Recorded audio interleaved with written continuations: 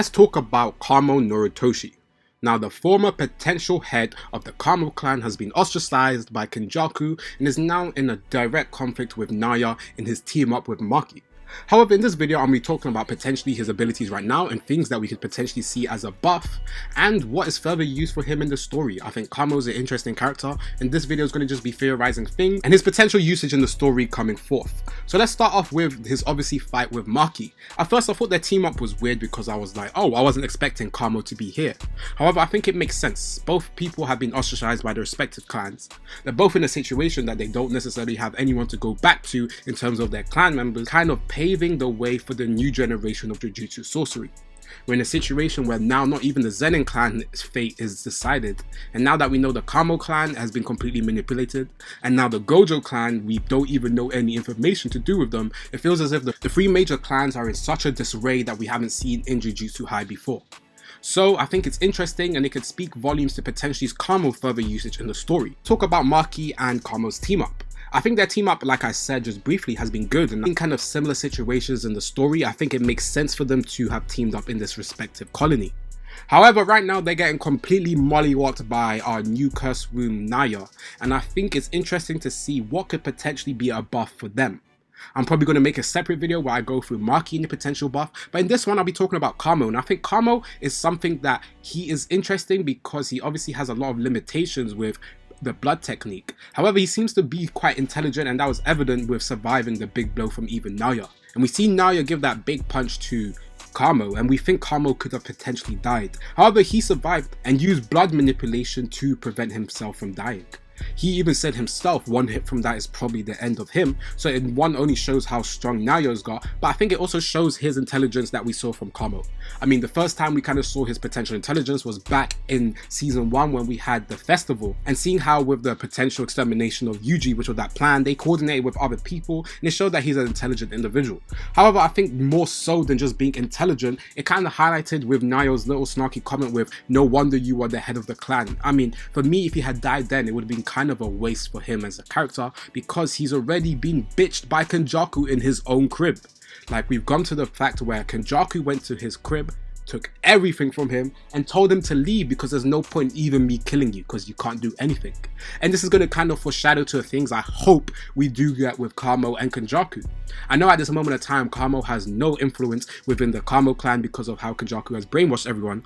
However, I think for him and someone who had the goals and aspirations to become the potential head, for him to potentially come and confront Kenjaku head on, I think it would be something that is beautiful, and I think it would be great for him and his character development.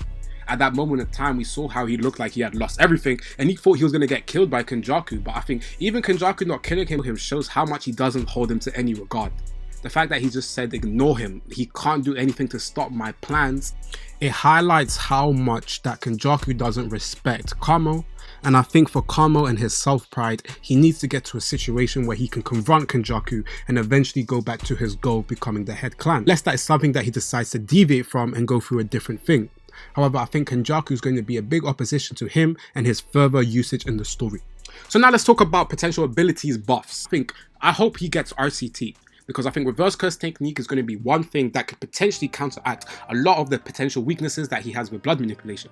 Of course, for him not being a death painting similar to that with Choso, he does not have the unlimited buffs that he gets, and the weaknesses of blood manipulation are very big and are obviously dependent on the amount of supply he has.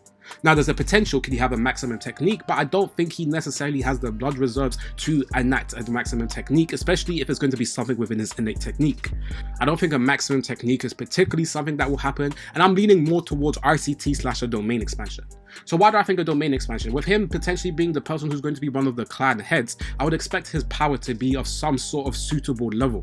I mean, we can talk about the Zenin clan, Nobito and them at least had a level that was competent enough for them to be acknowledged as the head of their respective clans. However, with Gojo's constant praise of the new generation and how he thinks the new generation in total will become far stronger Jujutsu sorcerers than the current crop, it would make sense with the potential new head clan in Kamo to become somebody who who has a domain expansion. Currently, new Zenin clan leader that we're going to get is Megumi, who has a domain expansion, and then you have Gojo, who also has one as well. However, when we go to Kamo at this moment of time, and like we said, Kenjaku has taken everything from him, I think with him now getting something that could put him on par with some of the top-end Jujutsu sorcerers can make a nice comeback for Kamo. And I don't think it would be surprising for Gege to explore another character who hasn't been explored too much. I mean, if we go back to even somebody like Maki, before the Zenin clan and all that stuff, we hadn't really explored Maki as a bigger character, and it's only recently she's become a very integral character to the overall story. So I'm hoping this could be something similar in which he could do with Kamo, and it could tie in another character who I think has a very interesting place in the story. With him being a direct descendant from the Kamo clan, I think he has a goal which could potentially be to restore the previous Kamo clan members. With all of them now being brainwashed Kenjaku, he could be integral to eventually saving them. And this leads nicely with my theory of Kenjaku is the person who has made the previous Noritoshi Kamo evil. So if we can infer that Kenjaku has made the previous Kamo evil, my guess is that Kamo will spend this time to not only restore the name of the Kamo clan and to expose to the world that Kenjaku was the one who was impersonating Kamo. This will allow them to prevent the Kamo clan from having such a bad name and the reputation of this previous Kamo person, and me theorizing that they were taken over by Kenjaku, meaning that they could prevent the bad name that they have and it could help with the eventual story. It could be a good way for Kamo to actually get a glow up, and I think more so than just his personal abilities.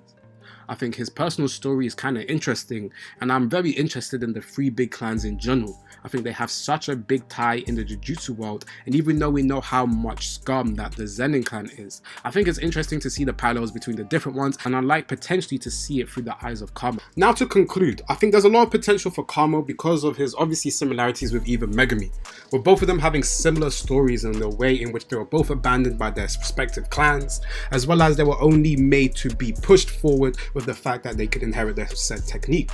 I hope with this it means that we can get some conclusion with Kamo, and I think even though we know Megumi is going to have a more thorough conclusion, I think this is a good way to tie in another big clan member like I've been talking about.